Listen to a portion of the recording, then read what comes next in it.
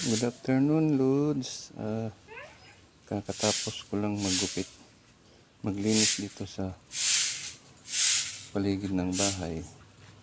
Tapos ko na pong nagupitan ito. Ngayon, wilawalis na po ng anak ko para malinis na po tingnan. Ayan po yung ano niya, yung Carabao grass. Ginupit ko po. Hindi pa nawawalsan kaya madumi pa tingnan. Dito rin po sa labas nagupitan na rin po.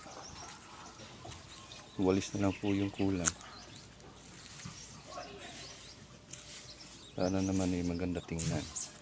Ito po yung harap ng bahay namin, mga lods. Tsaka dito tapos na rin itong nagupitan. Walis na lang din ang kulang, mga lods. Susunod ito namang mga puno ito, medyo